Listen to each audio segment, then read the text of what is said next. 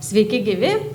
Taip, tai šiandien laidoje turime naują svečią ir pakalbinsim iš tikrųjų tokia įdomia tema. Tai su Arūnu esam pažįstami, vis susitinkam kažkurioje tai pasaulio šaly ir pamačiau Arūną ir galvoju dvi temos. Nes žinau, kad yra badavęs, kartą peržiūrėjau YouTube'e Arūno video apie badavimą ir galvoju, būtų įdomu pakalbinti. O kita tema yra kelionės, bet ją turėsime vėliau, nes Arūnas labai daug keliauja.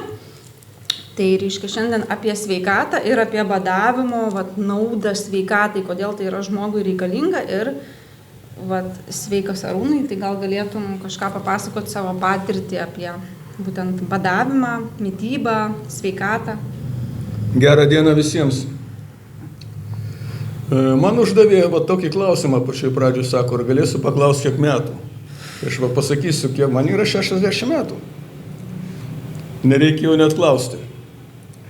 Ir dažniausiai žmonės susidomė sveiko gyvenimus būdu ir keičia savo mitybą ir pradeda kažkokiu tai askezių užsiimti askezės ar daryti kažkokius tai su savim sveikatos gerinimo būdus, kada jau prispiria gyvenimas, prispiria sveikatą, kada tau problemos atsiranda.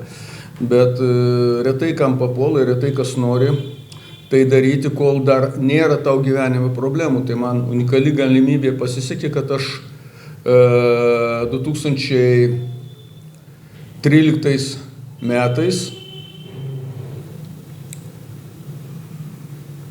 2012 metais meluoju, 2012 metais man papuolė galimybė sudalyvauti sauso badavimo mokykloje.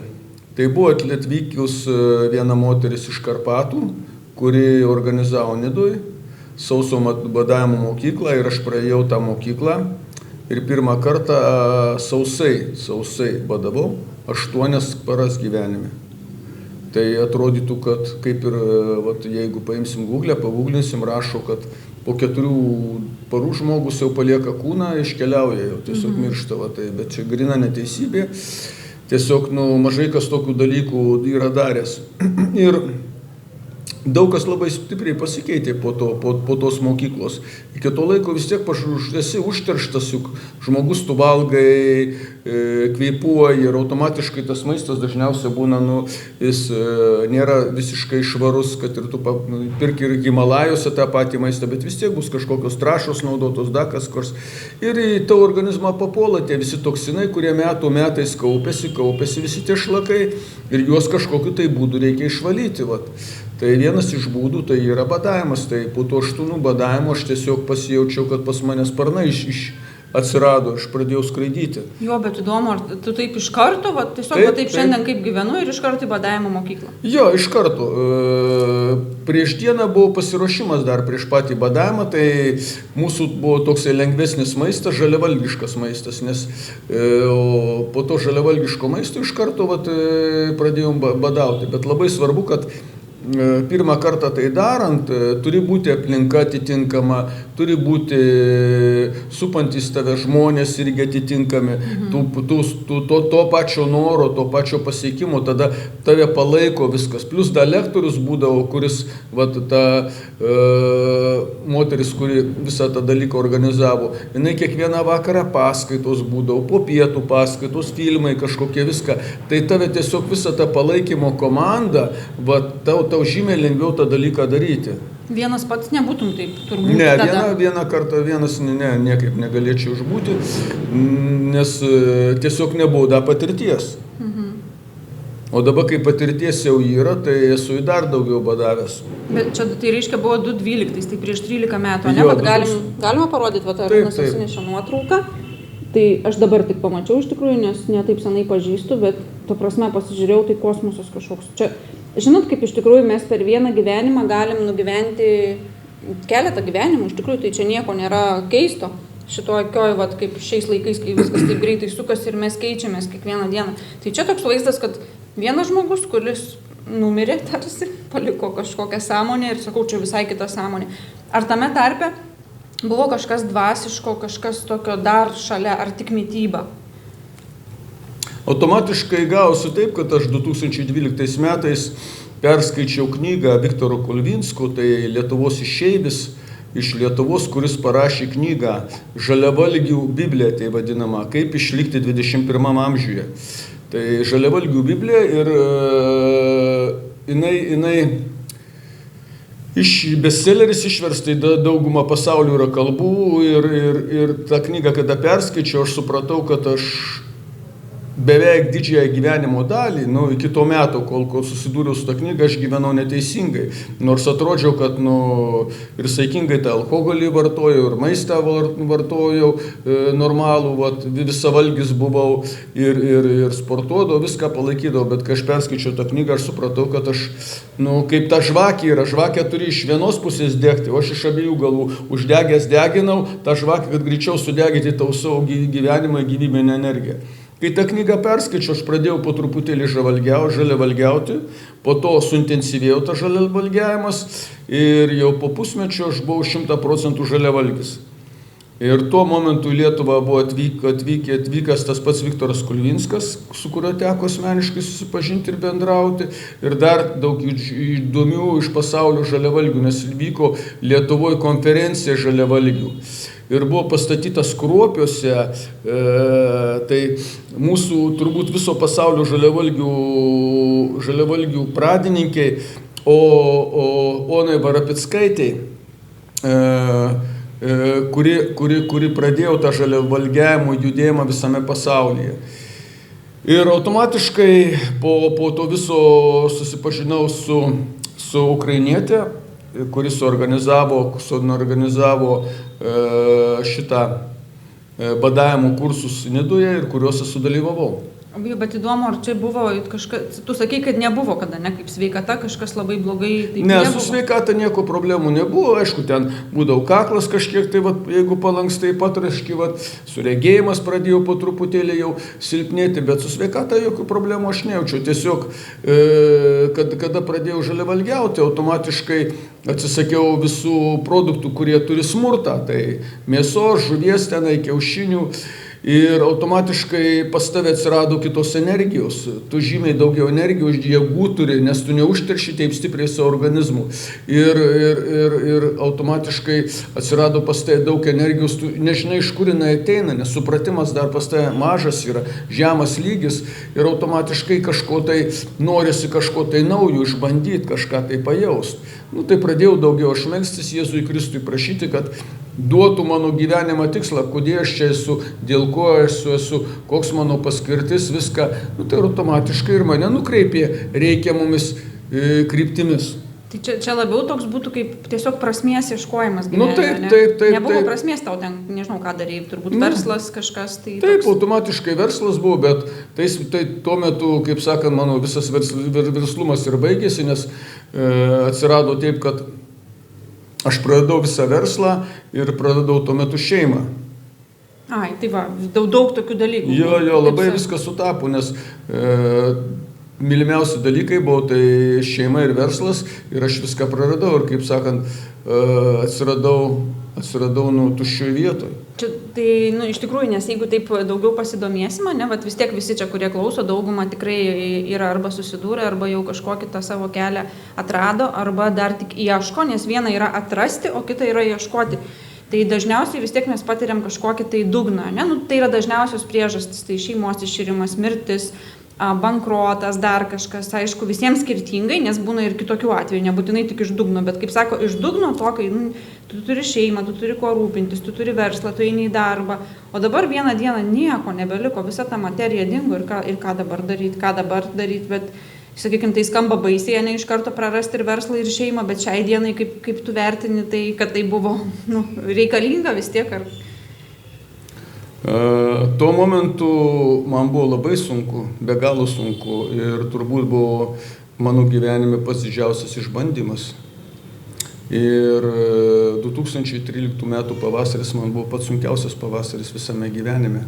Aš be galo džiaugiausi, kai išgirdau pavasarinius vyturėlius pirmus, čiulbant ir pranašaujant, kad ateina pavasaris.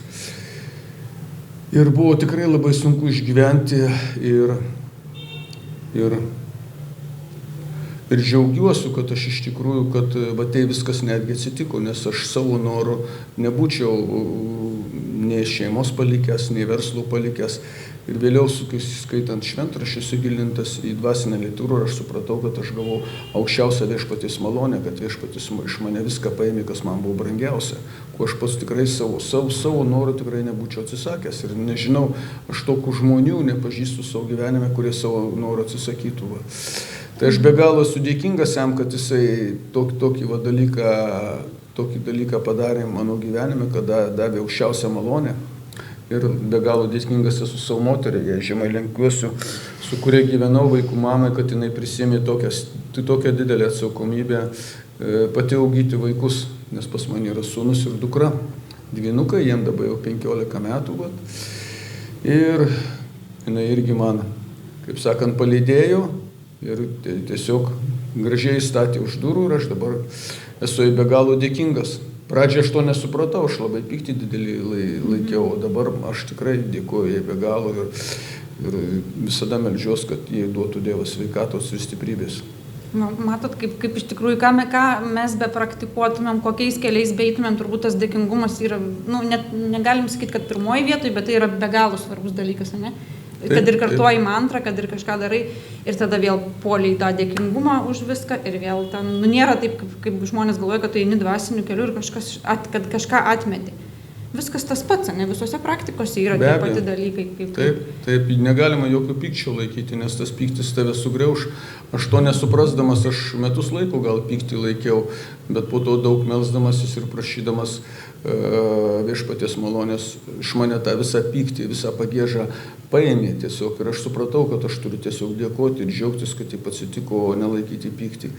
Bet tai irgi viskam turi laikas būti ir turi suprasti ir suvokti ir turi aplinka tavo būti atitinkama ir literatūrą kažkokią skaityti, kuri tau atveria akis ir tu tada pradedi suprasti, kaip kas yra gyvenime. Jo, mes turim iš tikrųjų čia daug kur galbūt skaitot, matot, rašo, visi per savo visokią prizmę, bet iš tikrųjų yra toks dalykas, kad dabar tas pasaulis tikrai jisai labai labai atsiveria tą žmonių sąmonę, kaip sakoma, ne kai buvo Jėzus. Jėzus iš tikrųjų, taip kiek mes žinom, aišku, daug ir sumeluota yra, bet nesvarbu, kaip meldžiantis per Jėzų, mes vis tiek, kadangi per Dievui atsidavusi, tai reiškia Dievui nieko nėra brangiau negu jam atsidavęs. Tai būtent per atsidavusi, kuris, sakykime, Jėzus irgi buvo atsidavęs, tik tiek, kad tais laikais, tai tuo amžių barbarų laikais, tai sakykime, mes ir žinom iš tada galbūt Jėzų, bet ten buvo labai labai žema žmonių sąmonė. Pažiūrėkit, kaip ten visi nukryžiavimai ir taip toliau, į ką tai išsivystė ir plus kiek Jėzus galėjo tų žinių perduoti tai tokiai sąmonei. Šiai dienai mes iš tikrųjų turim šitam pasauliu aukščiausias žinojimą, aukščiausias dvasinės praktikas ir iš tikrųjų, kodėl taip įvyksta, ne iš karto atrodo, kodėl žmogui taip nutinka, žmogus gyveno gyvenimą ir vieną dieną taip ir iš tikrųjų tai daugam taip vyksta, tikrai daug kas klausysit ir galvosit čia apie mane, nes dažniausiai šeimoje, aišku, viską atėmė, o kitas variantas yra, kada šeimoje jau siela pradeda šauktis, tarkim, daugiau moterims taip įvyksta, moteris jau iš tos sąmonės iš vyro negauna, nes vyrui rūpi tik tai padangas prisimontuoti dažniausiai ir jos jau labai stipriai eina tuo dvasiniu keliu, tarsi ieško kažko. Bet tai būtent reiškia įvyksta pirmiausia dėl to, kad ne taip kaip senais amžiais, senose civilizacijose vyrai eidavo dvasiniu keliu ir moteris tuo pačiu gaudavo ir tą dvasinį ir jinai tokia pripildyta, jos siela viduje vis tiek jaučia, kad kažkas vyksta ir pripildyta. Dabar nebegauna ir kadangi daugėja tų žmonių, kurie atlieka vienokias ar kitokias dvasinės praktikas, o iš tikrųjų labiausiai, kai bebūtų palaiminta Hare Krishna mantra, Maha mantra, didžioji Čaitanija Mahaprabhu ir įsivaizduokit pasaulyje dabar kokie jau maždaug, sakykime, 10% gal netgi netoli gali būti, kad šitą mantrą dainuoja, kartoja. Ir kadangi mes esam tokioje vis tiek vienoje erdvėje, kaip Žemės planeta, ne, ir kažkas kitam gale jau mantrą kartoja, reiškia plečiasi sąmonė. Tas žmogus, būdamas čia, jisai visos visatos sąmonę išplečia. Ir paima ir kažkas nutinka, ta prasme, visi mes čia būdami tą gaunam. Ir iš vieno galbūt tarsi šeimą atima, kitam kitokiais keliais veda, bet čia yra atsakymas, kas čia nutiko, kodėl aš negaliu tiesiog, gimiau, baigiau mokslus, reiškia, tada susitokiau, pagimdžiau 2 vaikus, vat kaip ir Arūnas, ne, mergytė, berniukas, tobulybė, visiškai, ko daugiau reikia. Sukuri šeimą, mergaitė, berniukas, tada sukuri verslą, ir tiesiai laukia, kada bus ta kelionė į tą grabą, ne, ir viskas, gyvenimas tuo ir baigės. Dabar šiuo atveju gaunas, kad žmogui teko visiškai kitus dalykus patirti, nes tai, kad, kaip suprantu, vat, kad ir šitą vėlgi nuotrauką parodykim, nežinau, kas matot, bet akivaizdžiai matos, kad čia yra labai riboti dalykai žmoguje, o čia jau atsiveria, visas viršugalvis prasiveria ir kažkas įvyksta ir jam kitokie dalykai, kitokie matymai pasaulio. Tai, sakykime, aš kiek suprantu, nes aš kitą temą kalbinsim apie keliones, kad tu labai daug pasaulio šiai dienai pamatei, žmonių, pasaulio, kultūrų per visą tą laiką nuo tada. Taip, automatiškai gausi taip, kad aš norėjau visą gyvenimą keliauti ir mano tikslas buvo gyvenime, sakiau, kaip 50 metų man sueis. Atsiprašau, ne 50, 60 metų, kada sueis, ar 50? 50 metų, jo, 50 metų. Taip sakei? Jo, 50 metų, kada sueis, aš taip svajojau, 50 metų sueis, parduosiu visus verslus, nusipirksiu laivą ir pradėsiu keliauti. Bet viešpatis taip sudėliojo, kad aš būdamas 47 metų jau praradau viską, kas man buvo brangiausia gyvenime. Ir tapau visiškai laisvas, nepriklausomas nuo nieko. Bet čia matai, tu čia savo kaip programą tokią atsineši? Jo, kaip programą, taip, grinai programą. Ir tai įvyko, nes... Taip ir įvyko automatiškai. O žmona dabar, pavyzdžiui... Su viešpaties malonė. Už buvusi žmona keliauja? Ne, jinai dirba ir sunkiai dirba, nes jinai prisėmė atsakomybę pati išaugyti vaikus. Aš automatiškai remiu, kiek įmanydamas remiu, dabar vaikai didesni, dar daugiau padedu šeimai, kiek galėdamas viską. Bet sugrįžkime prie badavimo, apie ką mes šiandien labiausia, ką ir norėjom šiandien pašnekėti. Tai aš be galo esu dėkingas, kad sužinojau šitą mokslą ir šitą galimybę, kad pats tu gali save gydyti, be gydytojų, be nieko pagalbos, netgi jeigu pasižiūrėsim giliau biškutį, iki 1970 metų Amerikoje buvo apie 30 gydyklų, kurios gydė jau žmonėms neišgydomas ligas, kurie atsisakė tradicinę mediciną, grinai badavimu. Bet tenai sauso badavimo nieks nepraktikavo, pagrindė viskas buvo su vandeniu ir jie turėjo milžiniškus rezultatus ir praktiškai žmonės didžioji dalis pasveikdavo. Bet kada atsirado farmakologija, kada atsirado vaistų pramonė, visos tos gydyklos buvo uždarytos sėkmingai, nes žmonėm nieko nereikia, vaistų nereikia, nieko nereikia ir tuo pasiekoje. Tai buvo kaip ir toks mokslas, kuris buvo pažengęs ir daug yra apie tai parašyta, ir Eretas yra, ir dar daug visokių yra žinomų žmonių, kurie šitą dalyką knygas yra parašęs ir populiarino pasaulyje. Ir man pasisekė perskaityti Stolešnikovo knygą, tai buvęs profesorius iš Rusijos, kuris išvyko Ameriką ir lygina Rusijos mediciną, nes vis tiek pas mumis anksčiau ta rusiška buvo ir jinai kaip ir išlikus yra. Amerikoniška medicina lygina pliusus, minusus ir jis labai nuosekliai ir remdamais visais pasaulio faktais pasako, kokią mes naudą gauname iš badavimo. Tai yra milžiniška nauda, kad tu išvalai organizmą. Plius 1916 metais japonų mokslininkas, dabar neatsimenu šio pavardės, to aš pasakysiu, kai tik aš susirašiau. Taip, Jošinoris Osumis gavo Nobelio premiją už autofagiją, atrado tokį mokslą. Tai kada žmogus badauja, jis pro 16 metų gyvosios ląstelės suvalgo visas negyvasias ląstelės arba kurios būna pažeistos. Tai automatiškai gaunasi taip, kad įsijungia autofagija, ko pasiekoje išvalomas visas organizmas. Tai atjaunėja ląstelės, atsigauna visas kūnas, automatiškai gaunasi, kad tu tiesiog jaunesnis jautiesi.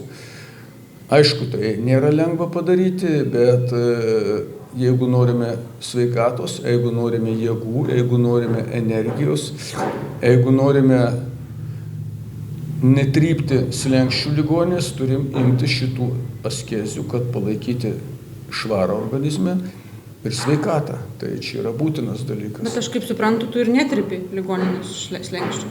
Aš paskutinį kartą buvau ligoninę nuėjęs, kai man buvo 50 metų, dabar 60 metų, tam, kad pasitikrinti 50 metų, kada sueina, tau jau ten nemokamai patikrina visą organizmą, pažiūri kaip kas ką, tai ta gydytoja sako, nepatikėjau, kad pas mane viskas gali būti gerai. Tada paskutinį kartą, kai... Jo, aš praktiškai 3 metus pradėjau užsiiminėti šitą visų dalykų, bet aš Himalajuose būdamas atlikau dar didesnės askezės ir dar daugiau dienų badavau, kad visiškai pilnai išvalyti savo organizmą nuo visų šlakų, nuo viso užteršimo, kur visą gyvenimą aš jį įkroviau.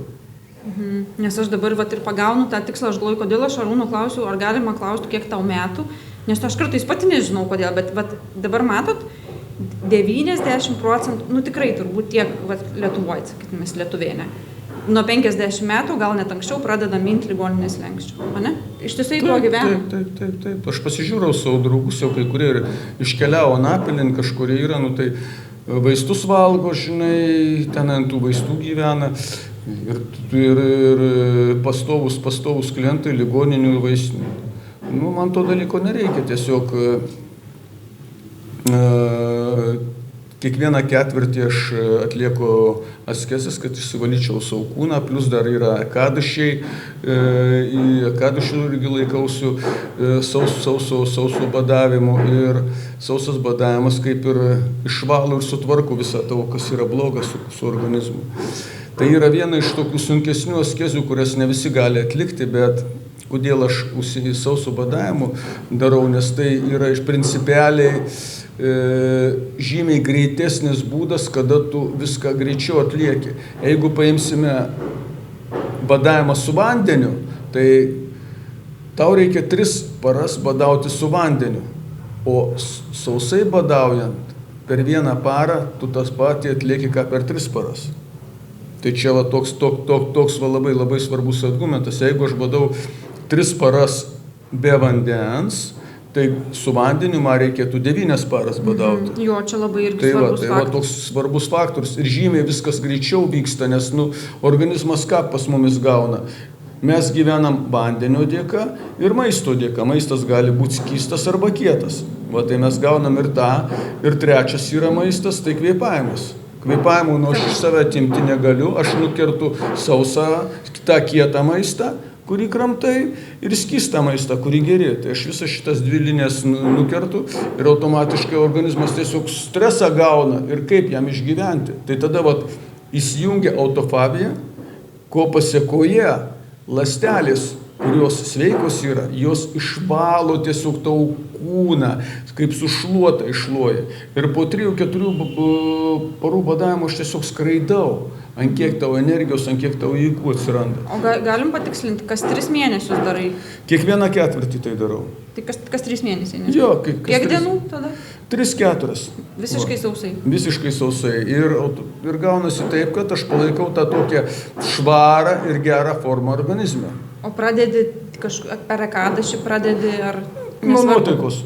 Nuo nuotaikos, kaip išeina, nes ne visada tu gali tai dalyko padaryti, nes, leiskim, vasarą aš gyvenu Lietuvoje, Nidoje, tai aš turiu prisitaikyti, kada neturiu darbo, kada laisvesnis esu, kada mažiau su žmonėm bendravimo yra viską. O kada aš keliauju kažkur tai pasaulyje, tai žymiai lengviau tą dalyką padaryti, nes tu tada gali atsiriboti nuo sociumo, nuo visuomenės, ar kažkur į Himalajus išeiti, ar kažkur į džiunglės, tai tau tada jokių problemų nėra. Bet tai mane ir palaiko ir aš tai jaučiu, kad tai vienas iš labai svarbių dalykų. Netgi yra Tarsunovas, gerai žinomas pasaulyje ir Rusijoje, kuris labai puikiai išaiškina badavimo naudą ir ant kiek tai yra svarbu daryti. bet tai, kaip minėjau, tai yra nelengva askezė. Ir ne visi tai gali daryti, bet jeigu tu negali sausai, tai tu gali su vandeniu daryti. Netgi jeigu paimsim Jėzų Kristų, kuris irgi 40 parų badavo su vandeniu, tai į tai dar reikėtų irgi atsižvelgti. Jo, yra žmonių, kurie gali ilgai išbūti badavime, tai priklauso nuo sąmonės, nes būtent, vis tiek yra, kaip sakant, sąmonė, tu negali visiškai paprasto iš kaimo žmogelio, nuo traktorio nulaipinti ir sakyti, dabar badauji 10 dienų, jis tikrai gali numirti, ne? Taip, o tai, kur jūs buvot tam susibūrime, ten visi išbuvo tos 8 dienas? Ne, mūsų buvo tada apie 10 žmonių, kai kas po 2 parų, kai kas po 3 parų, kai kas po 4 parų. Ir iš tų 10 žmonių mes tik 3 žmonės išbuvom 8 paras. O kas įvyko jiem? Kaip supras, kas įvyko? Kad neištvėrė tiek. Tiesiog sakė, nebegaliu ir viskas. Jo, tiesiog sakė, nebegaliu, nes tai labai svarbus tavo sąmonės nusistatymas, kaip tu nusistatai ir kokią tau užduodi programą. Tai kaip ir kai visada gyvenime turbūt yra, kaip tu savo pasakysi, taip ir bus. Bet turi savo pasakyti, kad šiandieną aš nevalgau, šiandieną aš negeriu. Ir automatiškai tu, kada savo pasakai tai ne tik tai tu savo pasakai, bet ir visai visatai pasakai. Visa visata išgirsta. Ir tau visa visata ir aukštesnės jėgos, tos, kurių nematomėme paprastam, irgi padeda tau tą dalyką daryti. Ir aš, kai atlieku šitus visus askezes, aš ne savo prisiimu šitą malonę, aš dėkoju Viešpačiui ir jam atiduodu visus vaisius, kad jisai man leido tą dalyką padaryti. Tai irgi labai svarbu yra, nes mes visi pripratę tik savo prisimti, o tu pabandyk kažkam kitam atiduoti. Visus vaisius tos askezės, kurią tu atlikai. Taip, šitas yra labai svarbu, nes mes čia būna irgi, per ekadašį, sakykime, badavimas, tą dieną badauti ir būna, kad ir kaip ten būtų, Hare Krishna mantros daugiau pabandom sukartoti ir irgi esam kalbėję, sakau, pabandykit, už kitą žmogų sukalbėti, ar tiesiog, gerai Dievui padovanoti, bet būna, aišku, moteris sako, už savo vaiką tai galiu sukartoti, o ten dar kažkam kitam jau sunku, nes, moteris vis tiek tokia yra, jinai daugiau apie savo vaiką, savo vyrą galvoja, tai čia jau yra toks išplėstinis sąmonė, kad tiesiog paimti ir tą rezultatą padovanoti tam pačiam Dievui, tai pačiai energijai, kuri leido, kaip Arūnas sako, taip, kitaip dabar išgirdau šitą, taip kaip tu pasakei, kodėl tą daryti, arba žadėjau klausti, iš kur gauni jėgų tą daryti, ar tai yra valia, ar tai yra suvokimas, kad tu pats esi savo gyvenimo programa, tai gautus, kad tu tiesiog nusibrėžiai ir iš dėkingumo vėlgi, iš to, kad tau padeda. Taip, aš be Viešpaties malonės aš nieko negaliu padaryti, aš tiesiog esu įrankis jo rankose, kaip yra net ir parašyta šventraščiuose, kad be Viešpačio valios netgi lapelis nesujudės. Tai tik tai jo dėka aš galiu čia atlikti bet ką, čia sėdėti su jumis dabar bendrauti, pasakyti, gal kažką naudingo išgirsit, gal kažkam padėsiu savo pasakojimų gyvenimu, nes tai viskas yra realiai įvykę. Ir tik su jo dėka, su jo malonė galiu aš atlikti askezės, ko pasiekoje gerai jausčiausi, būčiau pastoviai geroje formoje ir sveikas ir laimingas. Ir džiaugčiausi, kad galiu aš keliauti po pasaulį, ne kažkur tai sėdėti prie televizoriaus ir laukti, kada ateis ta paskutinioji diena. Tai viskas tik tai taip gaunasi. Dar vieną tokį dalyką norėjau pasakyti, labai yra svarbus. Tas pats žodis yra badavimas, jisai yra, kaip ir labai toksai, kada tu pasakai badavimas, tai tiesiog visa tau sąmonė taip suvirpa, žinai. Tas pats žodis badavimas yra toks tiesiog sunkus ir baisus, nes badauji, kada tave gyvenimas priverčia, tu neturi išeities. Kada žmonės buvo per karą, badavo viską.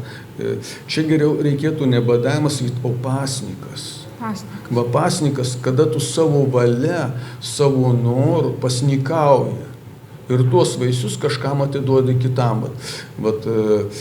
Kai vaikui, sakėt, galima atiduoti, gali atiduoti gyvenimo draugį, gali atiduoti gyvenimo draugui, bičiuliui, arba aukščiausiam viešpačiui paaukoti, kokį tu įtiki, ar tu Jėzų įtiki, ar Krišną, ar Budą, ar Jehavą, ar dar kažką tu įtiki, tai tu jam gali atiduoti, nes tik tai su jo malonė tai viskas gaunasi, nes be jo malonės tu nieko negalėtum padaryti. Tai vad būtų turbūt paprasčiau sakyti pasnikas, nes tu savo norų pasnikauji. Jo, čia labai svarbu, nes tikrai skamba visiškai kitaip, nes, kaip sakom, kokį be paimsit, religiją, sakykime, ten nuodėmės, ar kad ir mūsų tos krikščioniškos kalėdos, kūčios čia, ne, tai irgi yra kūčių, ten prieš tai jau pasninkas, kūčių dieną ten to ir to nevalgyti. Ir tai yra būtina ir reikalinga, iš tikrųjų, būtent Kali-Jugoj gydingo askezė. Nebeasketiški žmonės yra, nes jie dabar klauso ir gal 8 paras. Aš pati esu sausai badavus tik tai 1 parą, nes tik tai taip norėjau, va dabar kaip Arūnas sako, tai gerai, jūs dar sako jauni, jūs dar galite čia, ne, o paskui žiūrėsi, kai jau viskas sanariai dyla. Ir įsijungsiu po 10 metų dar Arūno video šitą ir žiūrėsiu, aha, kodėl reikia. Tikrai taip ir bus, nes mes galbūt tai, ką išgirstam dabar, tai bus reikalinga, nebūtinai dabar, ir jums gal nebūtinai dabar, gal vėliau ateityje, bet Arūnas prisiema savotišką tą askezę, reiškia savo norų, tarsi kenčia, ne, tarsi, ar kančia tau yra dar dabar, kančia ar malonumas taip? Aš negaliu pasakyti, kad kančia ar malonumas, bet tai yra būtinybė.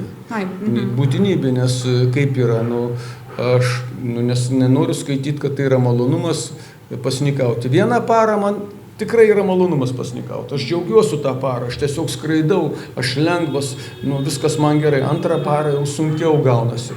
3 parą dar sunkiau. 4 vėl pas tave įsijungia tas pats lengvumas. Toks perinamas laikotarpis yra tarp 2 ir 3 paros. O 4 vėl tau atsiranda lengvumas ir vėl tu pradedi skraidyti. Bet tai yra privaloma daryti, jeigu tu nori gerai ir sveikai jaustis. O kaip tu išeini iš to badavimo? Baigės šiandien paskutinė diena ir kaip tu kitą dieną, ką tu pradedi, nuo ko pradedi jau pratinti organizmą valgyti? Pirmoje eilėje aš padėkoju aukščiausiam viešpačiui, kad leido man atlikti tą askezę.